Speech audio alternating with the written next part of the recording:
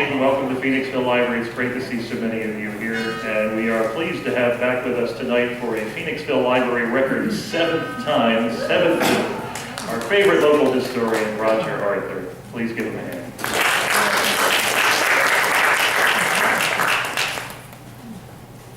Mark, thank you. I appreciate the opportunity to be back at Phoenixville. About a year and a half ago, one of the librarians said to me, "Do you have programs on Hamilton?" And I said, "Not yet." and I had read Ron Chernow's excellent book about Hamilton. So I decided to get a little deeper into what had happened. And it seemed to me that the story of Hamilton is one that, of all the framers of our government and of all the founders of our country, Hamilton had been, for the longest time, probably one of the least explained and least talked about. You know, the magnificence of Washington and the erudition of Franklin and his wit and the others, including Jefferson and so forth. Is it easy to bypass Hamilton? Well, when the musical came out, a lot of people said, "I'm not so sure we should have forgotten this fellow." So if you have an inclination to sing and dance and so forth, please feel free. And just tell me that you're going to do this so I don't get in your way. This program is Hamilton the Revolutionary. And it begins like all good stories at the beginning. Hamilton was born in the West Indies. He was born on the little island of Nevis, not far from Puerto Rico. It's in what we would call today the Lesser Antilles. And he was born maybe in January of 1755. I say maybe because there's no accurate record of his birth. The reason that there's no accurate record of his birth is that we know who his mother was, but there's some doubt as to who his father was. Some say that his father was a Scottish lord. Others say he was a Scottish merchant who was just passing through. Some of that may be true. There's really no way to know. But that's where he was born in about the middle part of the 1750s. Hamilton, as a young man, was not a towering figure. He was 5'7". He had a chiseled jaw. He had angry blue eyes, and he stood ramrod straight, and was extremely bright. Even as a young lad, people marveled at his quick-wittedness and his ability to grasp the facts. He was apprenticed to a merchant named Nicholas Kruger. And while he was with Kruger, and he was apprenticed at age 11, so while he was with Kruger, he learned different media of exchange. British pounds, Danish ducats, Dutch stivers, pieces of 8, and so on. In Chernow's book, he lists probably 20 different kinds of medium of exchange that this 11-year-old boy had to figure out. And then he had to convert that in his head to the goods that were being imported and exported with a variety of commodities: meat, timber, hoops, those are barrel hoops, rice, bread, flour, lard, pork, beef, iron, shingles, rope, lampblack, and so on.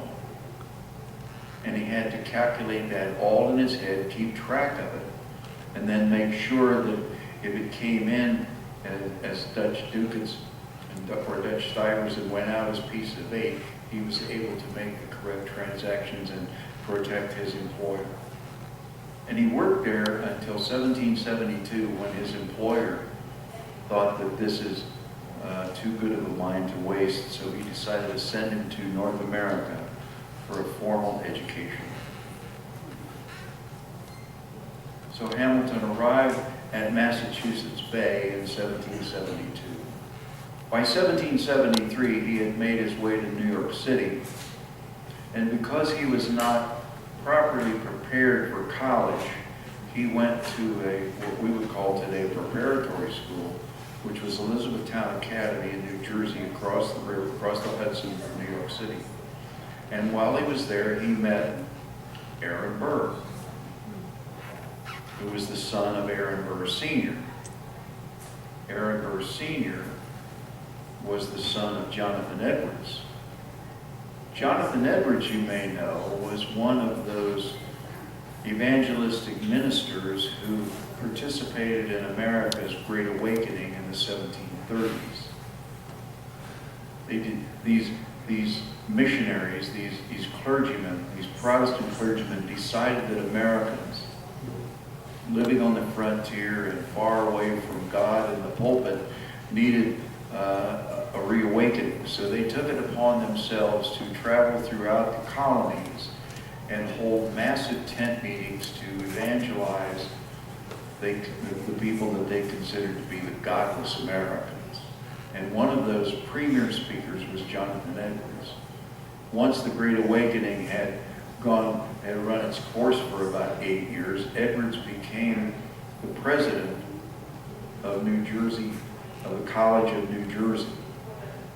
And his son, Aaron Burr, became the president of the College of New Jersey as well.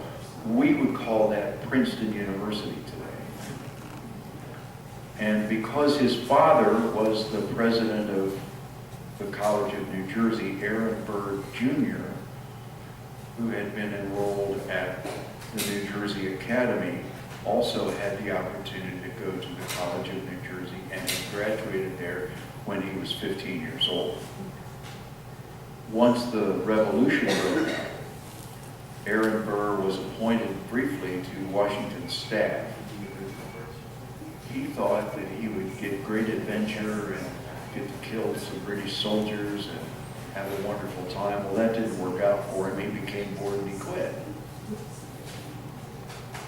By 1773, Alexander Hamilton had finished his studies at the preparatory school in New Jersey and enrolled in what came to be known locally as the Oxford on the Hudson. It was King's College, and he enrolled there in 1773. King's College is still there today, not in the same place. This was in Lower Manhattan, and what you and I would call today the financial district. Today, King's College is up on 116th Street. It's still in Manhattan, only it's changed its name to Columbia. So Hamilton studied at Columbia, and he stayed there from 1773 and so on. In the American colonies, while Hamilton was at Columbia University, of course, I'm sure you're aware that there were 13 original colonies, and they were as different from each other as they were from Europe. They had little or nothing in common. Some of those colonies were proprietary colonies. They had been awarded commissions by a king to make money for the crown. Some were crown colonies, which were sponsored by the British government to make money for the crown. One was a penal colony. George Oglethorpe realized that people who had been arrested because they were in debt couldn't pay back that debt, pardon me, if they were in jail, so he persuaded the crown to give him a commission to establish a penal colony, which he did in 1732. We call it today Georgia. Now the king saw that as a twofold benefit to him. First, he would get rid of all these prisoners and he wouldn't have to feed them anymore. And second, Georgia would be a buffer between the rest of the British colonies and Spanish Florida. And who cares if they kill those prisoners or not? And South and North Carolina were as different from the other colonies as you can imagine. They were formed to raise rice.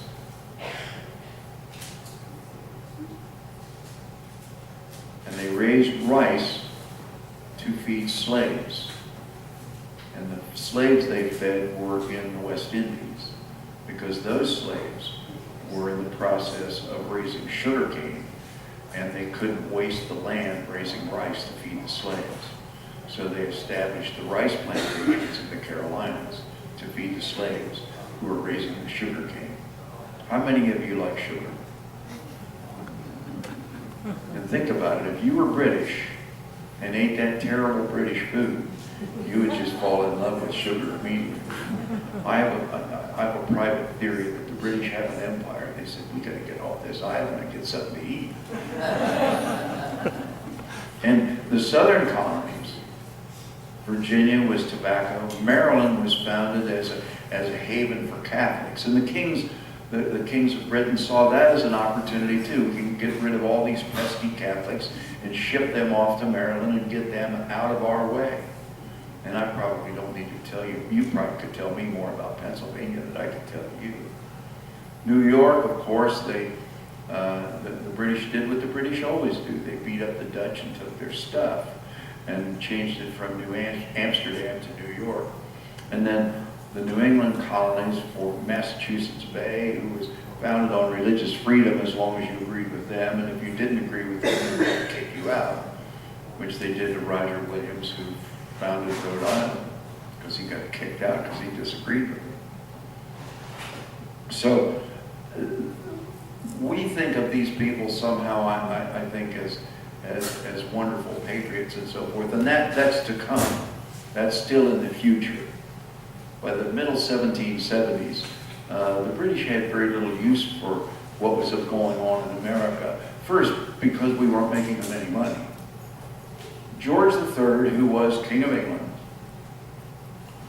lived at a time when kings of England, kings of France, kings of Spain, kings of Holland had colonies to make money.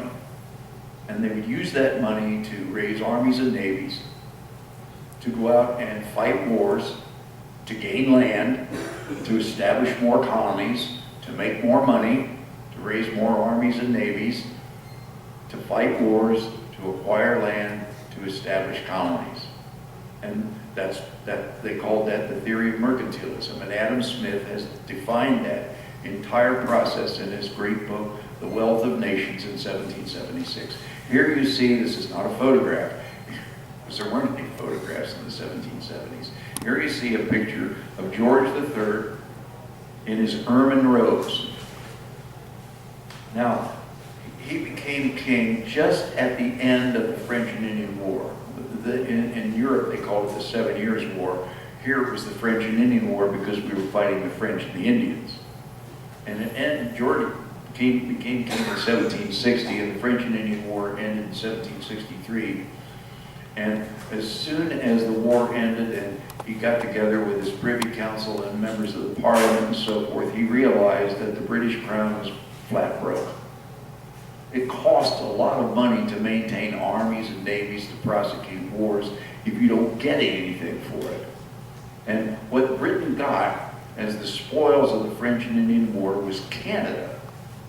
Now you would think that that's a real prize, and it is, if you're in the fur business. He also got the responsibility of sending British troops to protect the North Americans from the French Canadians who were still living in North America. And if he's going to pay to quarter troops in the New World, this is going to cost the British Crown a lot of money. Well, to the rescue, his Chancellor of the Exchequer, George Grenville, said, well, we'll just get the colonies to pay for their own upkeep. If they need protection, we'll have them pay for that. The problem is that according to British law, Parliament has not the power to pass any laws levying taxes on any pieces of the empire. They can levy tax on the whole empire, but not on pieces of the empire. And when they try to levy tax on pieces of the empire, those people in the empire know that's wrong. The members of Parliament know it's wrong. The king knows it's wrong. And George Grenville knew it was wrong. And they did it anyway. The law they passed was the Stamp Act. And when they sent the Stamp Act tax collectors over here to collect the tax, the Americans politely said, we're not going to pay the tax. And when the Stamp Act tax collectors insisted, then the Americans took them out, and we tarred them and feathered them, we hung them, we burned their houses to the ground, we murdered their cattle, we stole their horses, so that they finally got the message. And the king, to protect his tax collectors, sent British troops to America to protect his tax collectors. These British troops are people in the empire who have lost every other job.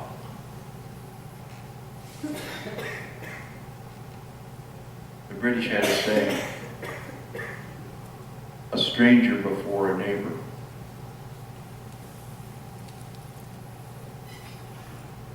A sailor before a stranger.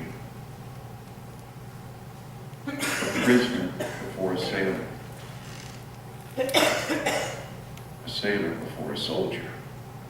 Soldier was the last thing that they could do to maintain their dignity in the British Empire. And these people were trained to kill. They weren't soldiers for 2 years or 5 years. They were soldiers for 25 years. They were professional soldiers. And that's all they could do.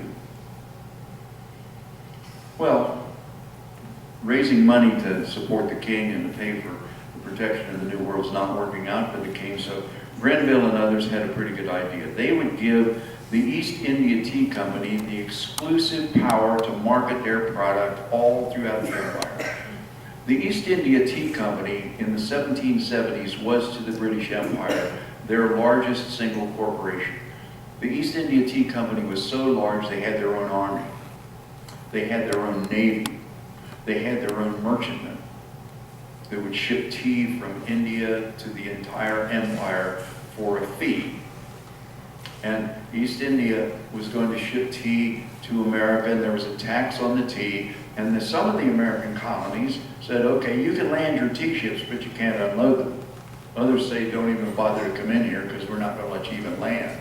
And some said, you can land your tea ships, you can offload the tea, you can put them in our warehouses, but you can't sell them. Well, Americans are going to resist this. And Americans did what Americans have always done. They became smugglers. If you measure the entire east coastline from Georgia to New Hampshire, just measure it in linear miles, it's about 4,000 miles, 3,500 miles.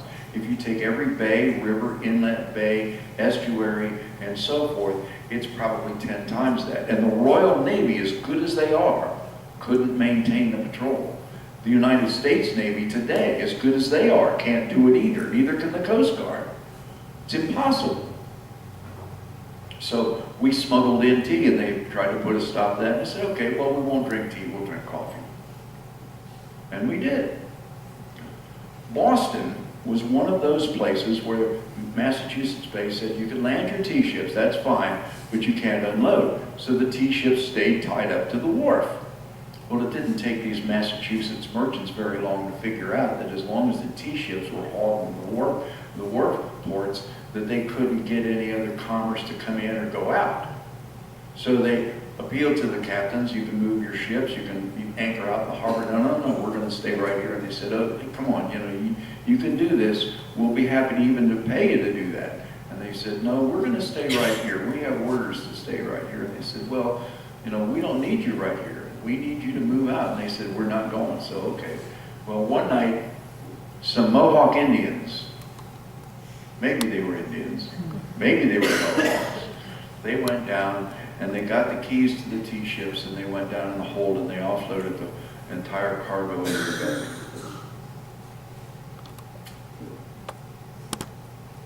They did that on the 16th day of December, 1773. When the British Parliament found out about that, they went ballistic. You can't do that. That is an effrontery to His Majesty the King. That is an effrontery to the commerce of Great Britain, because if the East India Tea Company failed, they believed the British Empire would fail. And you can't do that, and we won't let you. So they pass a list of laws, which in the colonies are referred to as the Intolerable Acts. I don't think that's what Parliament called them, but that's what we call them. And the colonists called for a meeting of all the colonies, and they met here in Philadelphia at Carpenter's Hall. They met at Carpenter's Hall for two reasons. First, it was available. And second, it's privately owned. This is a hall where the private guild of the carpenters had all their templates and their jigs and their plans and so forth to do all the fancy carpentry work that you and I associate with early American woodworking. And these men are craftsmen of the first order. And because they are, it's all kept under lock and key and heavy guard. So these representatives of the colonies met at Carpenter's Hall to decide what to do. Well, one of the Intolerable Acts was they closed the port of Boston. The other colonies decide, okay, we're going to support Boston, and we will stand with Massachusetts, and whatever they need, we will supply, not by sea, but over land. So we're going to support Massachusetts. The British had also dismissed the Massachusetts colonial legislature. They had appointed a military governor for Massachusetts, and no longer were trials to be held in Massachusetts. If Massachusetts citizens are going to be tried in a British court, they're either going to be tried on ships of the Admiralty or they're going to be tried in Great Britain, but never in America. Well, the colonies say, what should we do? Well, maybe before we get all excited, maybe we should talk. Maybe there's a way to deal directly with the king. So they sent the most famous American that we had to go have a conversation with His Majesty the King. And that representative was to go to Great Britain, meet with the king, and report back in the spring. His name was Benjamin Franklin. Benjamin Franklin went to Britain as a representative of the First Continental Congress.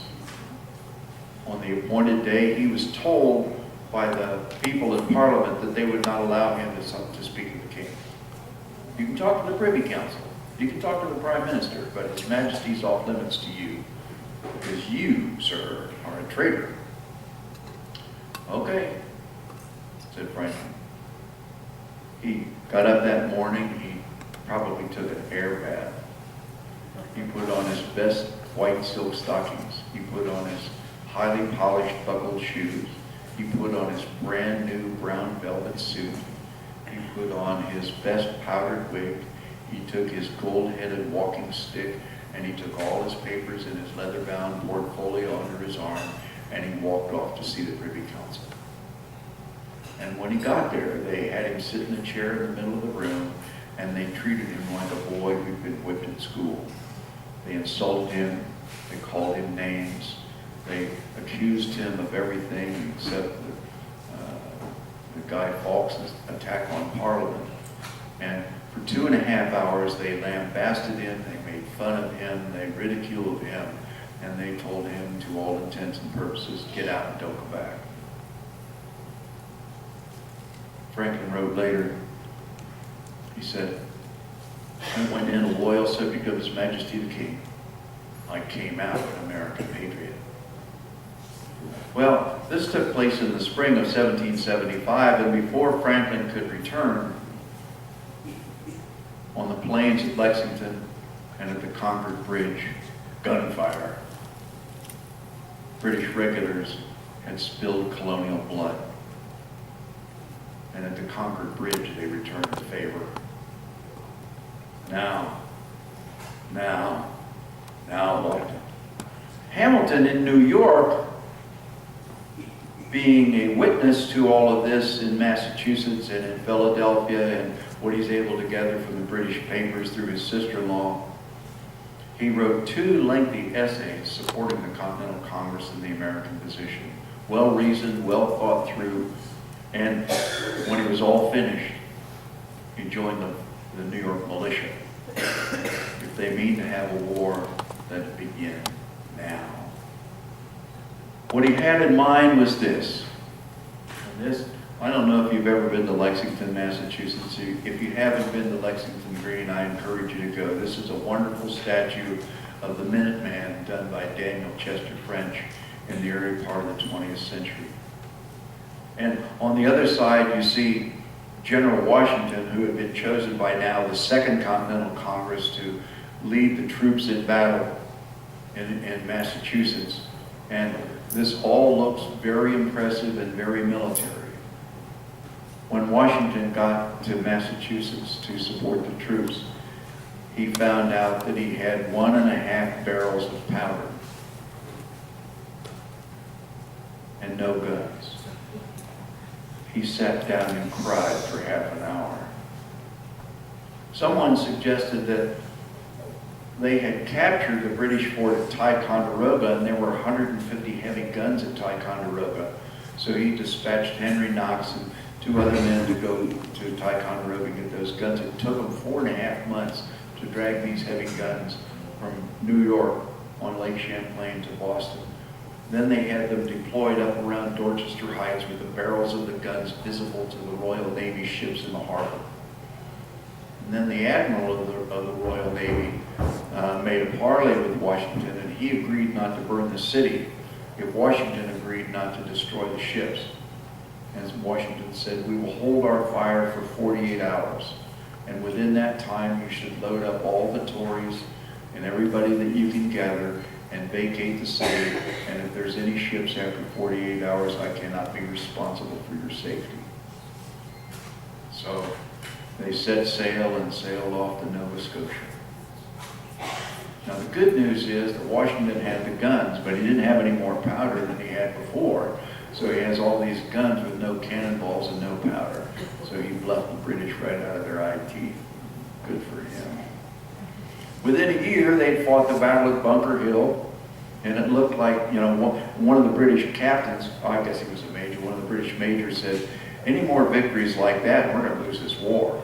Because the British had charged 3 or 4 times up the slopes to the colonials, and the colonials wouldn't fire on them until they were about 15 or 16 feet away to make sure that every shot counted. Well, the British finally won the battle, but at heavy cost. By the summer of 1776, the colonists had gotten together and decided it's now time to break political ties with the state of Great Britain. So they did what Congress always does. They formed a committee. And the committee wrote the Declaration of Independence. And on the committee was Benjamin Franklin and John Adams and Roger Sherman and Thomas Jefferson. Jefferson got the honor to write the Declaration because he was the youngest member. And the older members knew that this was going to be a draft and copy, and then there was going to be changes and rewrites and so forth. And by the time to get done copying this thing about 12 or 15 times, they wanted no part of that, so they let the kid do it. Well, the kid came up with some pretty interesting language of his own. We hold these truths to be self-evident, that all men are created equal and endowed by their Creator with certain unalienable rights, that among these are life, liberty, and the pursuit of happiness. And that governments are instituted among men to protect these rights, deriving their just powers from the consent of the government. Think about this. Think about what that meant. If we could have King George come in here today and sit down and say, Your Majesty, where does your power come from? He would say, I am, by the grace of God, king. And he's got a title that long, and at the end of it, it says, by the grace of God, king.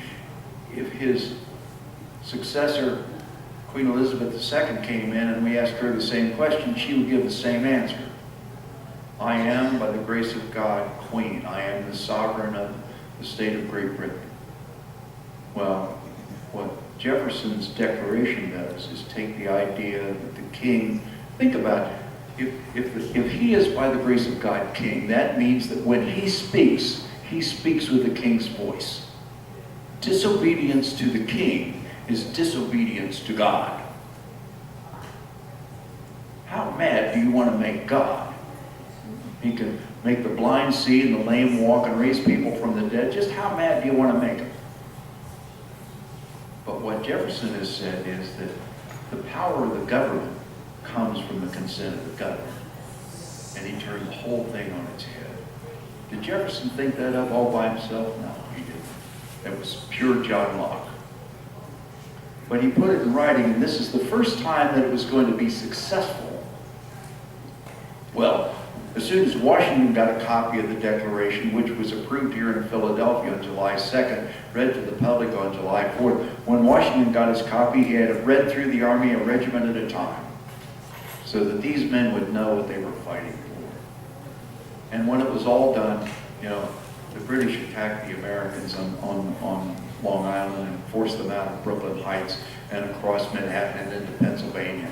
And the fall of 1776 was for the Continental Army a military disaster. By December, Washington is in terrible despair and his army is in rags. He knows, Washington knows, that the enlistment that these men have given and promised is going to end on New Year's Eve. So he appealed to them. He went to them and he said, give me just 6 more weeks. That's all I ask, 6 more weeks. If you can give me 6 weeks, and nothing has happened within that 6 weeks, when you go home, I won't think any the less of you, and you will have done your duty. And when he finished with all this speechifying to all the troops, there was a man within Washington's army who used a drum for a table and a pencil and a scrap of paper, and he wrote, these are the times that try men's souls. The summer soldier and the sunshine patriot he will shrink from his duty, but he who stands it now is worth the praise of man and woman, because tyranny like hell is not easily conquered. And he went on and on and on. And when he was finished, most of the army agreed to give General Washington 6 weeks. Christmas night, 1776, Washington and his army were ferried across the Delaware River up here at Washington's Crossing onto the New Jersey side. And it took them 80 trips back and forth across the ice-choked Delaware. Now you and I look at the Delaware and say, really? And you see pictures of big chunks of ice in the Delaware and you say, I've never seen that. What you don't remember is that Washington lived at the end of the little ice age, that the winters were significantly colder then than they are now. When they finally got the army, the guns, the wagons, the horses ferried across, it's now the day after Christmas. And they tied rags around the wheels to muffle the sound as the wagons and cannons moved slowly toward Trenton. And when they got to Trenton, they surprised 2 companies of Hessians who were doing what Hessians always do on Christmas. They were playing cards and drinking wine and having a good old time. And they knew that there were Americans in the area, but paid no attention. And when the Americans surprised them with 2 cannon shots into their barracks, they came running out, holding their rifle in one hand and their breeches in the other, and trying to fight off the Americans. And when it was all over, there were 22 Hessians killed and 906 captured and 2 Americans killed. One of the Hessians who was killed was Jonathan Rawle. He was their commander. And in his pocket was a note that he'd received from a New Jersey citizen that said he needed to take care that the Americans were on the move and there was a possibility that they might attack. Rawle had the note in his pocket and never opened it and never read it. Lucky for us. 6 days later, the Americans met the British who came down from New York to try to recover Trenton. They met them at Princeton, and they killed 100 British soldiers. They captured 280 more. 25 Americans were killed, 40 were wounded, and the British had the Americans backed up against the Delaware River and trapped. Washington had huge bonfires built along the river that night to let the British think that we were still in camp, while he slowly stole his army across the Delaware and escaped into Pennsylvania. Participating in both of these events was Alexander Hamilton. He was just a volunteer. He wasn't anything particularly special. But he was noticed by General Washington, and early in 1777, Washington appointed 22-year-old Alexander Hamilton to be his aide-de-camp. That is, his assistant. And he promoted him to lieutenant colonel. And Hamilton was just as pleased as he could be. He saw himself in a brand new blue uniform on a white charger at Washington's side, helping to conduct the revolution and throw these rascals out of here. That's what he expected. What he got was a place at the table filling out orders and requisitions and shuffling paper, and he was the aide-de-camp, but he was really Washington's clerk, and was bored stiff. But what he did have time to do in the middle of between engagements was he had time to read, always a good idea, and he had time to write letters to his later wife, Elizabeth Schuyler. And they carried on a long-distance relationship, and in 1780 he married Elizabeth Schuyler. She was the daughter of Lord Schuyler of Albany, a man of significant wealth and status in the New World. Washington and Hamilton sort of drifted apart. They had the same idea of the revolution, but Hamilton wanted action and Washington needed somebody who could handle the paperwork, because Washington was bored stiff with it too. So they drifted apart. Hamilton spent more time in New York City with his wife and developing a law practice and so forth. And finally, when the word came that Washington's army was moving out and moving to Virginia, and there were big doings in Virginia, Hamilton appealed to the general and asked him if he could go along, and Washington agreed. He said, sure, come on. Well, you probably are aware that they went on the peninsula between the York and the James River, and they had Lord Cornwallis with his back to the Chesapeake at a little town called Yorktown. And the importance of Yorktown and the British defenses, they were all dug in an impregnable position except for two redoubts on the south end of the town. One was redoubt number 9, and one is redoubt number 10. If you don't know what a redoubt is, that's a sand fort, which means it's a bunch of dirt piled up to keep the enemy out. Now there may be abattis in front of it, but it's essentially a sand fort. So the Americans were going to attack number 10, and the French were going to attack number 9. Hamilton was given the honor of taking command of the attack on redoubt number 10.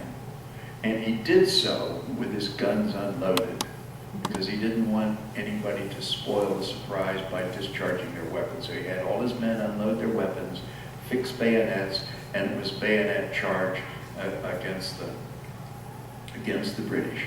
When redoubt number 10 fell, it wasn't redoubt number 9 couldn't hold out. When it fell as well, then the siege was to all intents and purposes over. 2 days later, there's cannon fire and so forth. They could see a little drummer boy up on the parapet. Nobody could hear him beat the parley, but they could see him. And pretty soon, a British officer came and stood next to him and tied a handkerchief on the tip of his saber and held it in the air. The nearest American officer went to the British officer, blindfolded him, and took him to Washington's headquarters. And there they negotiated the terms of surrender. Lord Cornwallis wanted his people to be able to march out with their flags flying and then be paroled to Britain.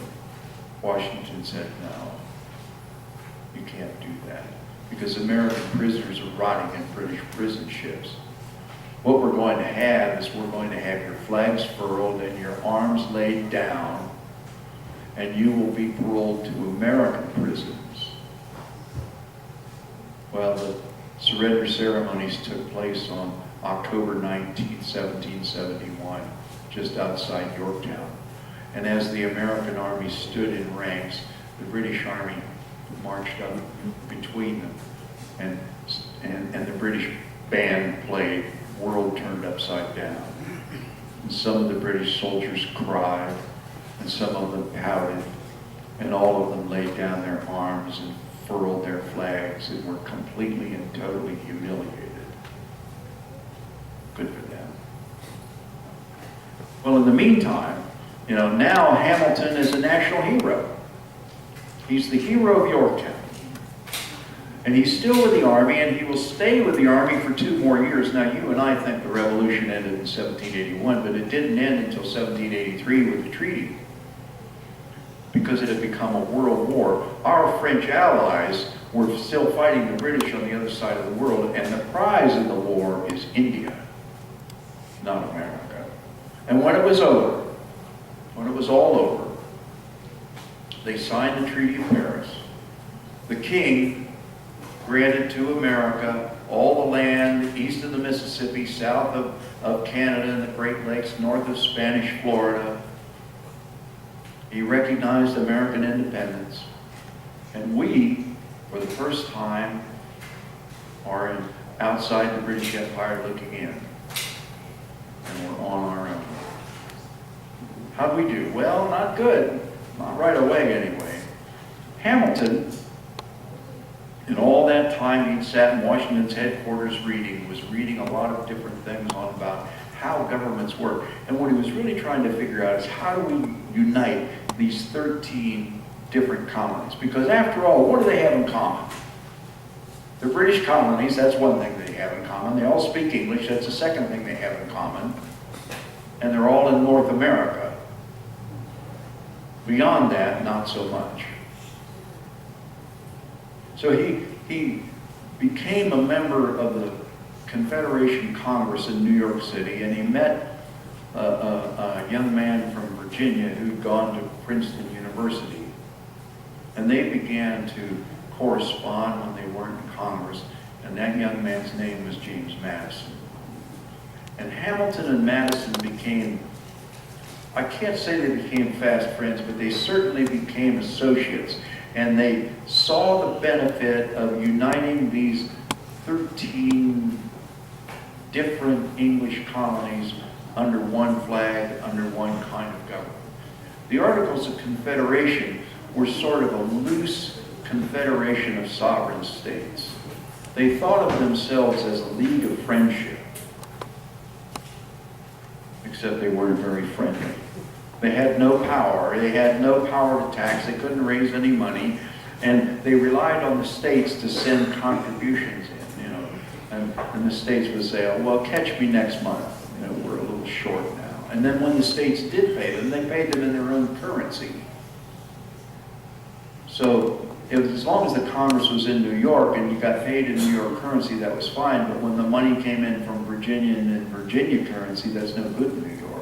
And Carolina's no good in New York either, and Georgia's no good anywhere.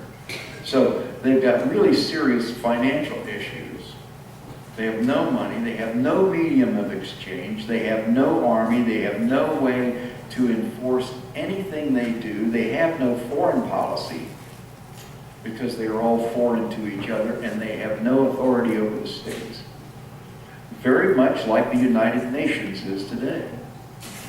They can talk, they can sit around, they can pontificate and play a lot of puffery, but they can't do anything.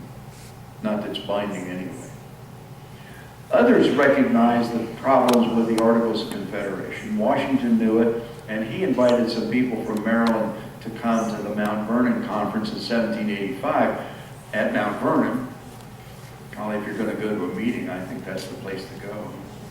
And they agreed on navigation rights between Maryland and Virginia on the Potomac.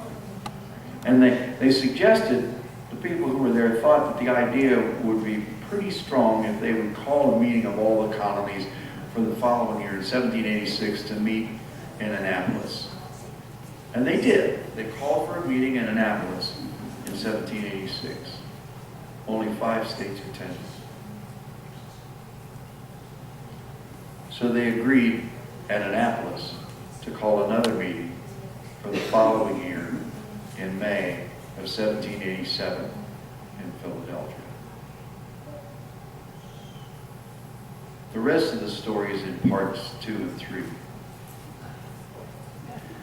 Part 2 will be here on March 1st in 2018. And part 2 is Hamilton the Visionary. And what happens in part 2 is Hamilton and Madison and some of the others get together at the Constitutional Convention and craft the Constitution which forms the government under which we live now. Questions? If you presented like you did this, I'll be here. Write that down, put that on your calendar. Thank you, I appreciate that. It's March 1st. You can register on the calendar now, actually. Mark says he has plenty of seats in there. Man.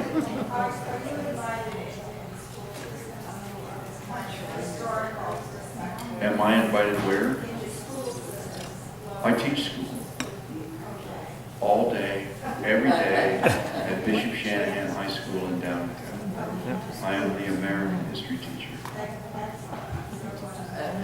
And every once in a while, when I haven't got papers to grade and other things, the libraries are kind enough to invite me to come and spend time with you all.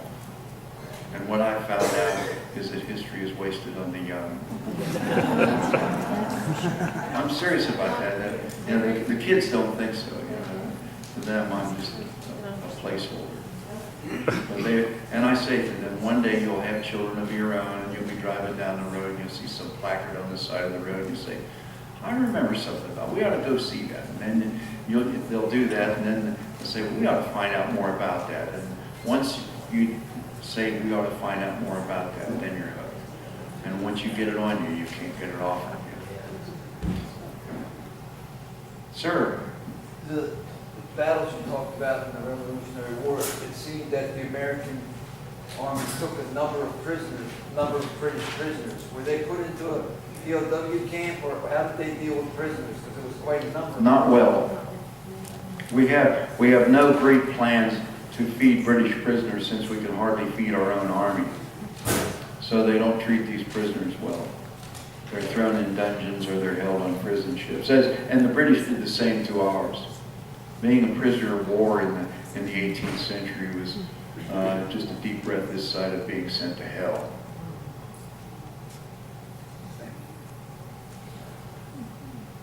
We just toured the Peacock's Island last month with my grandson. That was interesting, and he couldn't comprehend it. We'll get it someday. Well, Later on in life. But, I agree. There's no substitute for boots on the ground. yeah. You got to go see. You got to go kick the real dirt. Ma'am. Question. A month or so ago, I was over at Penny Packer Mills. Yes, ma'am. And they had an encampment. Does the schools ever take, like when I was in school, if we would have did something like that, it would have been more real. Do the schools ever do that with any? That depends on what you mean by the schools. I'll tell you what I do with my students. I teach juniors. And every year I get permission from the United States Army to lay a wreath at the Tomb of the Unknowns at Arlington. And I take all my juniors who want to go to Arlington National Cemetery for the day. It's a walking tour. It's about 4.5 miles. And while we're there, the students themselves choose their own wreath layers. And while we're there, we have permission to lay a wreath at the Tomb of the Unknowns. And that is a memory that lasts a lifetime. And we talk about who the various people are whose graves we visit. We visit some Confederate soldiers. We visit some Union soldiers. We visit World War II soldiers. We see the monuments to the astronauts who were killed in the Challenger and the Columbia. We look at the USS Maine Memorial. There's John Glenn's grave there. There's a memorial to the USS Monitor. We visit the Custis Lee Mansion. We visit the graves of President Kennedy and his brothers. And just across from them is Justice Hill, where justices of the Supreme Court are buried, including Oliver Wendell Holmes Jr. and Chief Justice Rehnquist and